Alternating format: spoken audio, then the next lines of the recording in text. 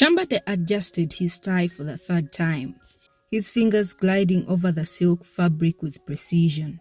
Every movement was carefully calculated, a way to stay in control on the day that felt like a gamble. The soft piano music floated through the cathedral, accompanied by the restrained murmurs of guests seated on pews adorned with roses. The air was filled with fragrance of flowers and the edged wood of the altar, a scent that evoked promises and tradition. He took a deep breath, absorbing the familiar scent, an anchor amidst the storm of anxiety swirling in his chest. It was the big day, the day he had promised exactly 1 year ago to marry Arinda, the woman who had given back something he thought he had lost forever: hope. Since the accident, his life had been a game of shadows and tactile memories. He couldn't see the grand altar in front of him, nor the stained glass windows casting colors onto the guests, but he could sense everything around him. He could imagine the sparkle in Arinda's eyes as she prepared to walk toward him.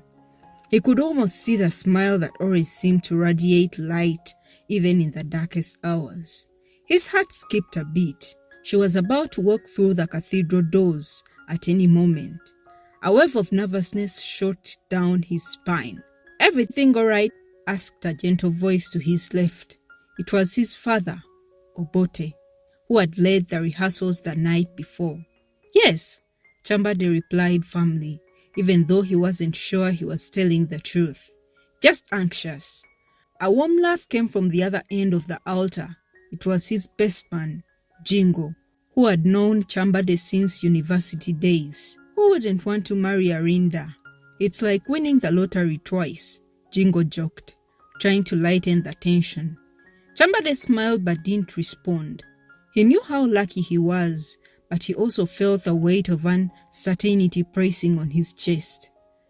2 months ago, he had made the riskiest decision of his life since the accident, an experimental surgery to try to regain his vision. He hadn't told anyone, not even Arinda. He didn't want to give her false hope. And now, just minutes away from the most important moment of his life, he wondered if he should have told her the truth. His thoughts were interrupted when the music changed. The gentle chords shifted in the wedding march, and the murmurs of the guests ceased, replaced by solemn, expectant silence. Arinda's entrance. Chambade straightened his shoulders and took a deep breath, his heart pounding wildly. He felt the weight of every gaze upon him, but all that mattered was the feeling of Arinda drawing near. The echo of her footsteps seemed to fill the entire cathedral. With each measured step, he felt the ground tremble between his feet. He imagined how she must look in the lace dress she had described casually a few weeks ago, the delicate veil pinned to her hair that he had never seen but loved to touch. He wanted so badly to see her. He wanted the first time he saw his bride to be this moment, as she walked toward him, full of grace and beauty he knew she possessed. A firm hand touched his shoulder. It was Jingo. "She's almost here, Chambade," he whispered, his voice thick with emotion. The knot in Chambade's throat tightened. He tried to smile, but felt his eyes burn. He extended his hand, waiting for Arinda to take it. Her hand was cool, but the touch was unmistakable. He squeezed gently, conveying everything he couldn't say in words. "You look beautiful," he whispered, hoping his voice didn't betray his emotions. Arinda chuckled softly, a sweet sound. "You always say that." "Because it's true," Chambade said. For a moment, the world seemed to shrink down to the touch of their hands. He wanted to freeze this moment forever, before any doubt, before any fear, just the two of them and the promise they were about to make. "Are you ready?" His father's voice sounded gently, pulling him back to reality. "Yes," the couple nodded. The priest began the ceremony, his words echoing through the cathedral. Chambade listened intently, but part of him drifted away, caught in a spiral of longing and fear. What if the surgery had worked? What if he could see Arinda today? And what if he never could? Each word from the priest seemed to blend with the questions in his mind. He felt Arinda tremble beside him and squeezed her hand tighter. He knew that no matter what happened, he loved her, and that was enough. But then a sharp pain pierced through his head. He inhaled deeply, trying to ignore it, but the pain intensified, radiating to his eyes. His eyelids clenched instinctively, and a nearly unbearable pressure forced a low groan from his lips. "Are you okay?" Arinda whispered, concern lacing her voice. Chambade couldn't answer, but something was happening. The darkness he knew so well seemed to dissolve slowly, giving way to something else. Shadows, light. His heart raced. What is happening? The world around him seemed to spin. A wave of nausea and fear washed over him, but so did a spark of hope so intense it almost hurt. And then, for the first time in 3 years, he saw blurred colors, blinding lights. His breath caught in his throat. The vision was hazy, but he could see a figure in front of him, in a white gown, glowing like an angel. "Arinda," he whispered, his voice trembling. She squeezed his hand, her voice filled with concern. "Yes, Chambade, I'm here." The world spun around. He didn't know what was real or not. But in that moment, one thing was certain. He was about to see her for the first time. 3 years ago, Chambade's world was picture perfect, vibrant, and full of possibilities. He had it all, the spiraling empire he had built from the ground up, the respect of his peers, and the lifestyle most could only dream about. But all that changed in the blink of an eye. It was supposed to be a routine visit to a community project his company was funding. A new school being built in a rural area. Chambade liked to be hands-on. He wasn't the type of CEO to sit behind a desk while the real work happened elsewhere. His team appreciated that about him. It built trust. He remembered the day clearly, even now. The sun was blazing overhead, the air filled with the sound of children laughing nearby. Workers were busy mixing cement and laying bricks. He was discussing logistics with his site manager when he noticed a group of locals playing football nearby.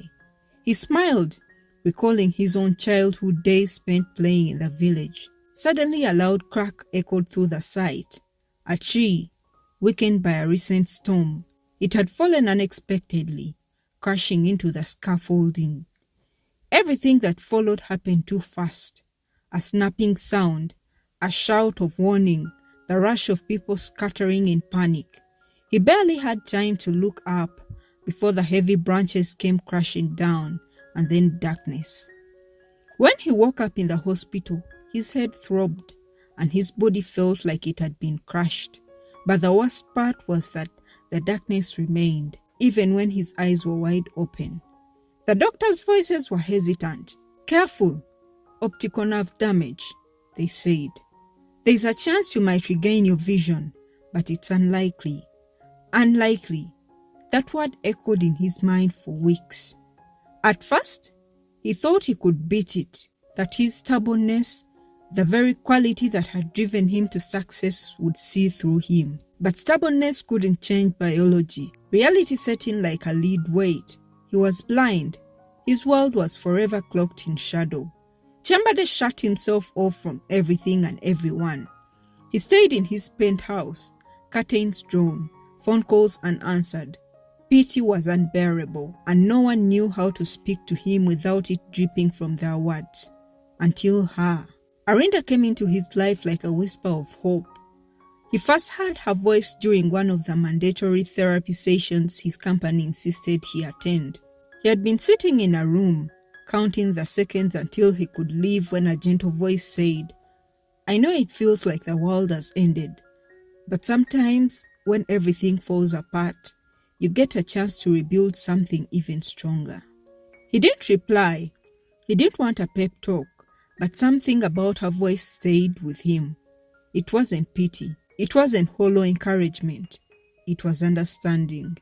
The next time he went to therapy, she was there again. She was a volunteer counselor, someone who had experienced loss and chose to help others heal.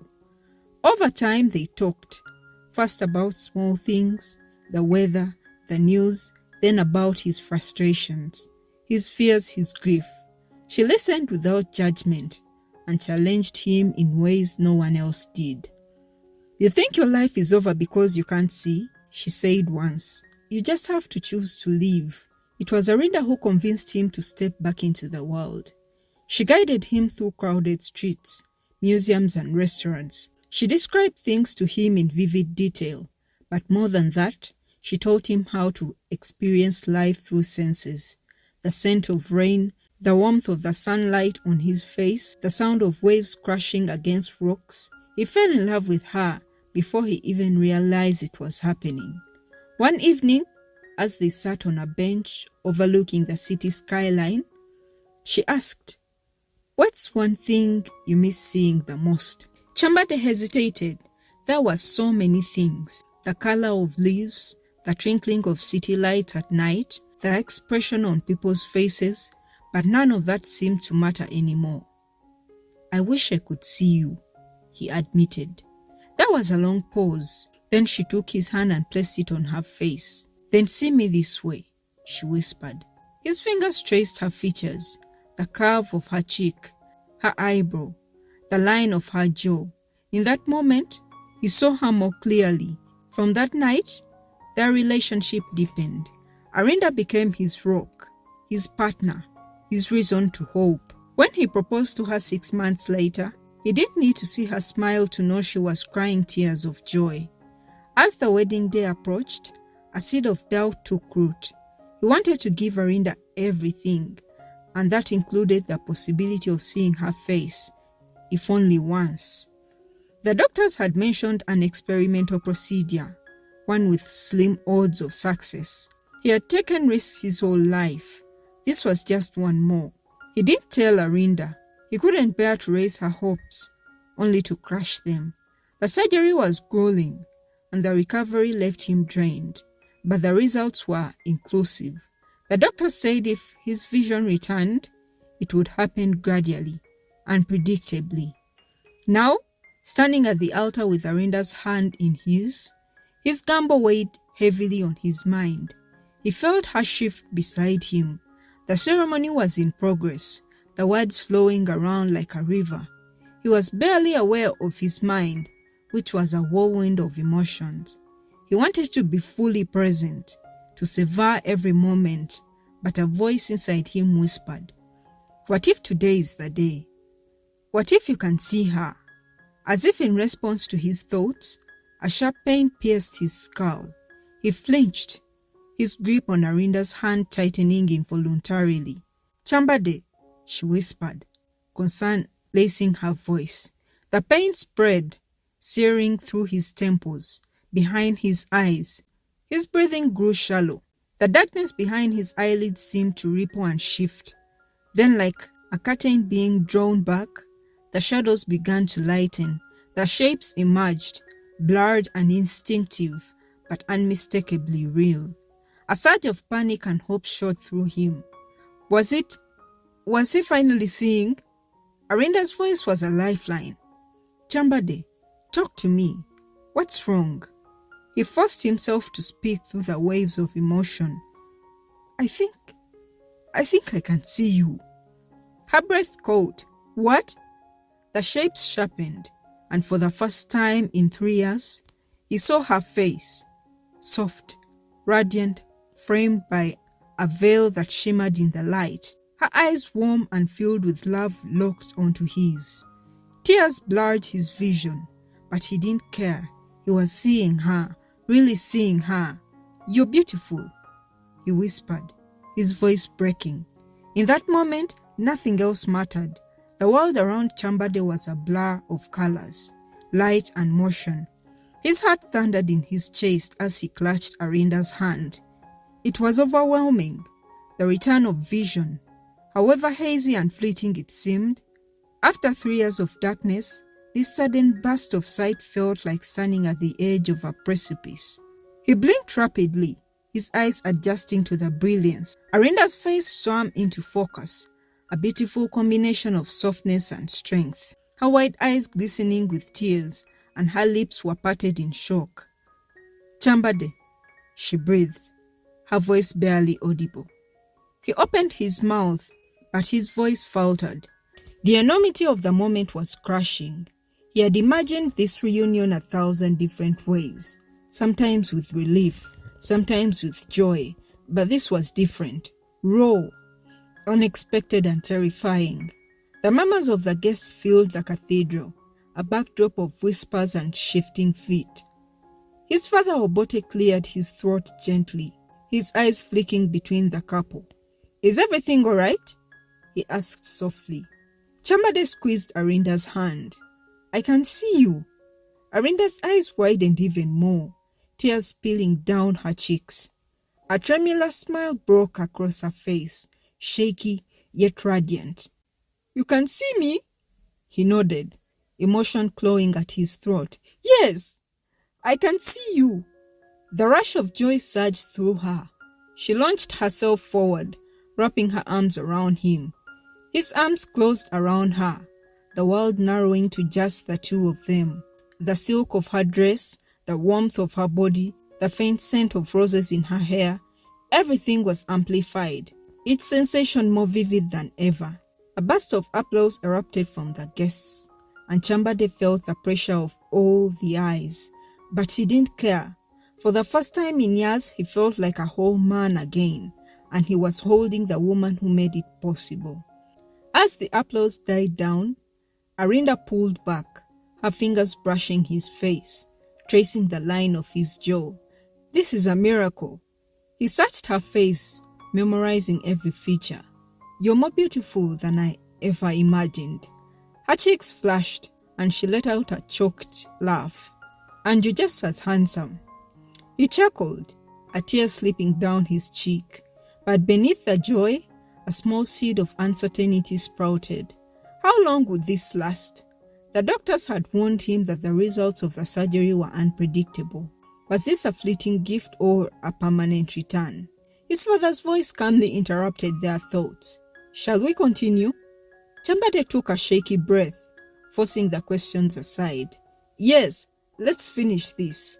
They turned to face the altar, their hands intertwined, hearts pounding. The ceremony resumed, the words of love, honor, and commitment weaving around them like a cocoon. Chambade's eyes never left Arinda. He drank in every detail, the way her lashes fluttered, the way her lips curved when she smiled, the way her eyes glowed with love and respect. When the time came to exchange vows, Chambade's hands trembled slightly as he slipped the ring onto her finger. In the moment, they both said their vows, and tears slipped down their cheeks as they put rings on each other's fingers. Chambade's vision blurred, but he still could see the radiance in her eyes. It was perfect, everything they dreamed of. They were then pronounced husband and wife. Chambade didn't hesitate.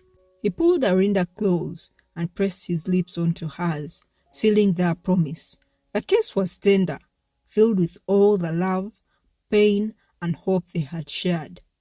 The world erupted in applause and cheers, but they were lost in their own universe. As they pulled away, Chambade whispered, "I love you." "I love you too," she murmured, her eyes shining. They turned to face the guests, who rose to their feet, clapping and cheering. Rose petals rained down on them as they walked back to the aisle, hand in hand. The air was electric with joy, a celebration of love overcoming all odds. The reception was a blur of laughter and joyful tears.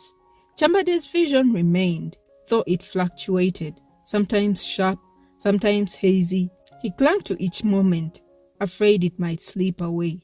He and Arinda danced their first dance as husband and wife. She fit perfectly in his arms, her head resting against his chest. "Are you all right?" she asked softly. He nodded, his hand stroking her back. "I just don't want this to end." "It won't," she whispered. "No matter what happens, we'll face it together." He closed his eyes, holding her tighter. Her faith was a beacon in the storm of uncertainty raging inside him. But even as they swayed to the music, A nagging sensation gnawed at him.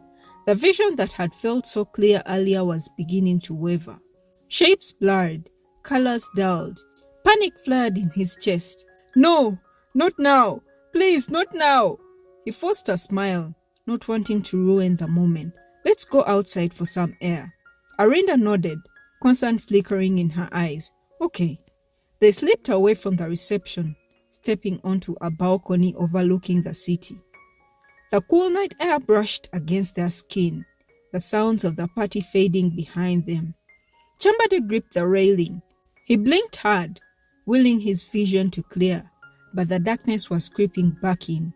The lights of the city, the faint glow of the stars, they were all fading. Arinda touched his arm gently. "Chambade?" He turned toward her, his heart breaking. Her face was a blur now, her features slipping away like a dream upon waking. I think it's going away," he choked out. She cupped his face in her hands, her thumbs brushing away the tears that spilled down his cheeks. "It's okay," she whispered. "We knew this might happen." He shook his head, his heart breaking. "I want to see you forever. I wanted to give you more." Her fingers tightened on his face, his voice steady. "You've given me everything that matters. Your heart, your love, your courage. Sight doesn't change any of that." He swallowed hard, the darkness swallowing his vision completely. But her presence, her warmth, her scent, the gentle pressure of her hands anchoring him. "I'm scared," he admitted. "I know," she said softly, "but we'll get through this together." He took a shaky breath, leaning his forehead against hers. "Thank you for loving me." She smiled, though he couldn't see it. He felt it in the way she touched him, in the steady beat of her heart against his chest. Oris. They stood there in the darkness, the world around them fading away, but in each other's arms, they found light, love, and a promise that no amount of darkness could ever break. The darkness was familiar, almost too familiar. It wrapped around Chambade like a suffocating shroud as he stood on the balcony, Arinda's steady arms cupping his face. He blinked rapidly, willing the faint blur of her form to come back into focus. But there was nothing, only the oppressive void he'd lived with for years. "It's gone," he murmured, his voice cracking with raw vulnerability. "I can't see you anymore." Arinda didn't hesitate. She pulled him into her arms, her warmth grounding him as his body trembled. She stroked his back with deliberate soothing motions, her voice a gentle whisper against his ear. "Chambade, it doesn't matter. I'm still here. I'm not going anywhere." But it did matter, at least to him. For a brief moment, he'd been given a glimpse of her face, her smile, her eyes full of love. He had seen the world again, bright and vivid, and now it was gone, leaving behind an ache he couldn't describe. "I wanted to see you," he said, his voice thick with unshed tears. "To see us, to hold on to that forever." Arinda pulled back slightly, her hand still resting on his shoulders. "Chambade, you did see me, and I saw you, not just with your eyes, but with everything you've given me." She paused, searching for the right words. "What you saw tonight, that was a gift, but it doesn't change who you are or how much I love you." Chambade's head dropped, his forehead resting against hers. He could feel the steady rhythm of her breath, the subtle tremors in her hands that betrayed her own emotion. She was right, she always was, but the sense of loss was still overwhelming. "How do you always know the right thing to say?" he whispered, a weak smile at the corner of his lips. "Because I know you," she replied simply, "and I know that nothing can take this away from us. Not sight, not darkness, not anything." He wrapped his arms around her, holding her tightly as though she might slip away. For a long moment, they stood there, their breaths mingling in the cool night air, the world beyond them forgotten. When they finally returned to the reception, the energy of the room shifted to envelop them. Guests rushed forward to congratulate the newlyweds, their smiles bright and genuine. Arinda handled the questions and well-wishers with grace, deflecting any attention away from Chambade's sudden disappearance. Chambade for his part leaned into Arinda's strength. He shook hands, smiled, and even managed to laugh at Jingo's terrible jokes. But all the while, his mind churned with thoughts of what had happened on the balcony, the miracle of his sight's brief return, the joy of seeing Arinda, and the despair of losing it again. As the evening progressed, Arinda excused them from the dance floor, sensing Chambade's fatigue. They slipped away to a quiet corner of the venue, where a small table overlooked the shimmering lights. "Are you okay?" she asked, her voice soft but steady. He nodded, though he knew he could sense the hesitation in his movements. "I'm processing it. Everything. Seeing you was more than I ever thought I'd get, and losing it again feels..." He trailed off, struggling to find the words. "Like grief?" Arinda finished for him. "It's okay to feel that. You don't have to hide it from me." Chambade exhaled sharply, his hand finding hers on the table. "I don't deserve you," he admitted. "You've given me so much, and I feel like I've only taken." She squeezed his hand firmly. "That's not true. You've given me love, faith, a reason to believe in miracles. And tonight, you gave me a moment I'll carry in my heart forever." Chambade's throat tightened, but he nodded. He couldn't find the words to express how much her belief in him meant. As the reception wound down, the newlyweds said their goodbyes, thanking their friends and family for celebrating with them. By the time they climbed into the sleek car waiting to whisk them away, the exhaustion of the day had fully settled in. The drive to their honeymoon suite was quiet, a gentle hum of cars luring them into a sense of calm. Chambade's hand rested on Arinda's, their fingers entwined. Neither spoke, but the silence was comfortable, filled with unspoken understanding. When they arrived, the suite was everything they had hoped for. A bottle of champagne sat chilling on the marble table, and the room was adorned with rose petals and flickering candles. Arinda let out a soft laugh. "It's perfect." Chambade smiled, the sound of her laughter warming him. He reached for her hand, pulling her close. "You're perfect," he murmured, his lips brushing against her temple. She tilted her head up, her gaze meeting his. "We're perfect together." That kiss was slow and tender, a culmination of everything they'd been through. As they stood there, wrapped in each other's arms, the weight of the day's emotions finally began to lift. For the first time in years, Chambade felt a sense of peace. The next morning, Chambade woke up to the sound of birds chirping outside the window. He lay still for a moment, his mind drifting into the hazy space between dreams and reality. He could feel Arinda's warmth beside him, her steady breathing a comfort. He opened his eyes out of habit, expecting nothing but darkness. But then, a flicker of light, shadows, the faint outline of the room began to take shape. His heart leaped in his chest. "Arinda!" he whispered, his voice trembling. She stared beside him, her eyes fluttering open. "Huh?" "I can see," he said, his words rushing out. "It's back! My vision, it's back!" She bolted upright, her eyes wide. "Chambade, are you serious?" He nodded, tears streaming down his face. "It's still blurry, but I can see you. I can see the room. I can see everything." Arinda threw her arms around him, her own tears falling freely. "This is a miracle," she whispered, her voice choking with emotion. "I knew it wasn't over. I knew there was more to come." Chambade held her hand tightly, his voice swelling with gratitude. He didn't know how long this vision would last this time, but he knew he wasn't going to waste a second of it. Over the following weeks, Chambade's vision continued to improve. The doctors were cautiously optimistic, amazed at the progress he had made.